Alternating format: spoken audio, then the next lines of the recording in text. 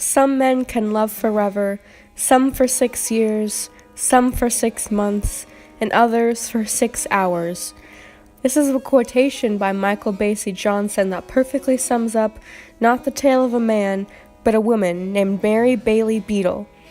Nathaniel Hawthorne wrote the book The Scarlet Letter in 1850 to recreate the historical account of the life of Mary Bailey Beadle as played by Hester, an alleged adulteress in Puritan settlement.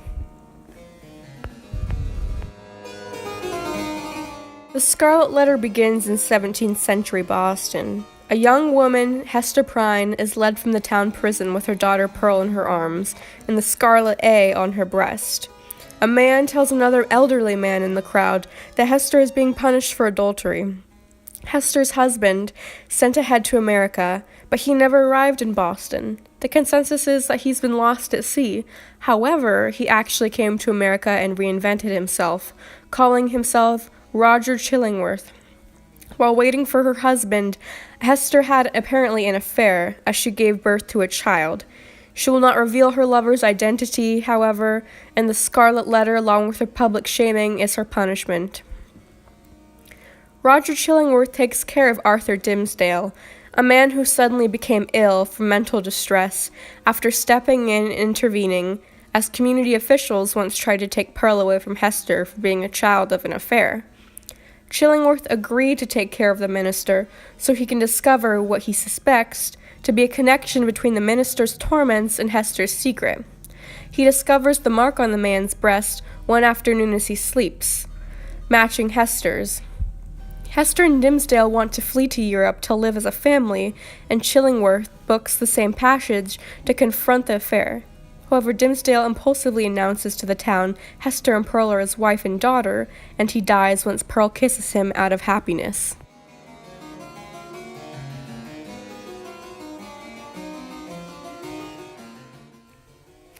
Mary Bailey's story is very similar in some respects. Her husband was also presumably lost at sea, and she moved in with a Stephen Batchelder to be his housekeeper. The arrangement was platonic, but Stephen's enemies told the courts they were living together unmarried, though there was a 60-year difference between the couple. It was ordered, quote, that Mr. Batchelder and his wife Mary shall live together, as they publicly agreed to do, and if either deserts the other, the marshal shall take them to Boston to be kept in jail in order to consider divorce. This was unusually harsh, even considered by Puritan standards. Meanwhile, Mary fell in love with a neighbor, George Rogers.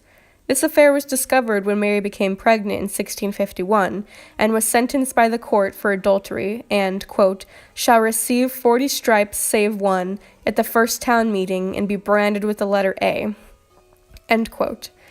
George was also flogged in the end, and their relationship did not survive this social pressure. Mary separated from Stephen in 1648 and moved to Connecticut to live with Thomas Hanscom. Once again, the court disapproved of the couple, and they were ordered not to live together.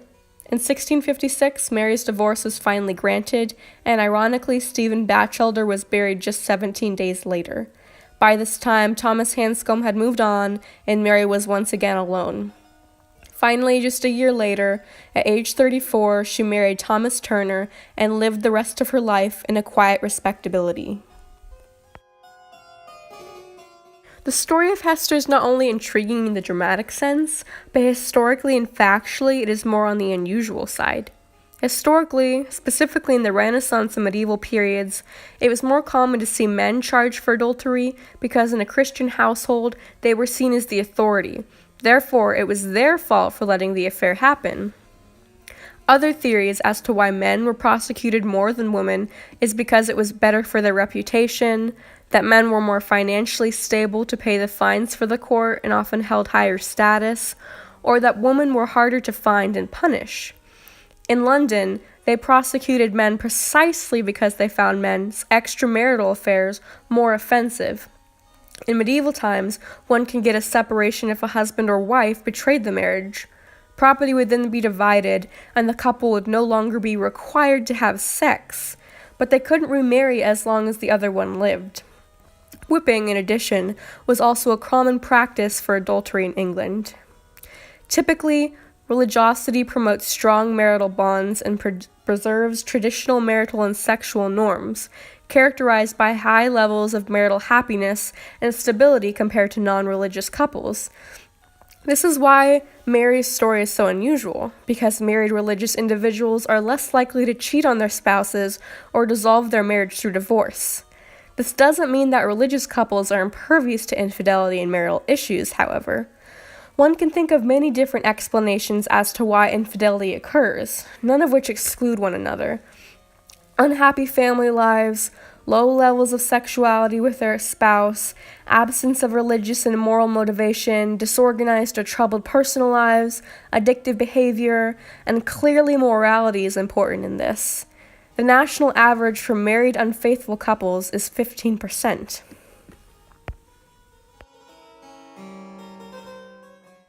The Whig movement in colonial America sought to merge church and state, and this idea was very active during the time Nathaniel Hawthorne wrote the Scarlet Letter. In his book, he criticizes the Whig movement for restricting, quote, idea of personal freedom and moral norms, especially sexual proclivities, end quote. Their goal was to create a righteous empire with moral government and moral purity and reform. The Whigs used the Calvinist theory and Puritanism to promote these ideas. William Cullen Bryant stated that, quote, our civil and religious liberties exist not in consequence, but in spite of the spirit and genius of Puritanism, end quote. Morality arose spontaneously from the natural processes, and no legislation in normal form and the Whig movement were needed to control that passion that, because they were natural and therefore divinely inspired, could not be sinful. The story of the Scarlet Letter is framed by this rejection of the Whig moral government. Some of the democratic reasoning at the time against the Whig Party movement is that these natural things, emotion, spontaneity, sex, are all natural and therefore cannot be sin. The Whigs believed in the strong moral discipline that keeps rules against free acts, and Nathaniel Hawthorne fought that in his book.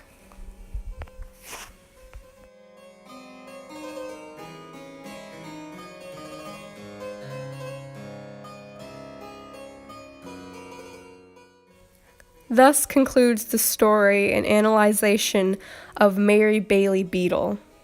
A quote from the book says, thus the young and pure would be taught to look at her with the scarlet letter flaming on her breast, at her, the child of honorable parents, at her, the mother of a babe that would hereafter be a woman, at her who had once been innocent, as the figure, the body, the reality of sin.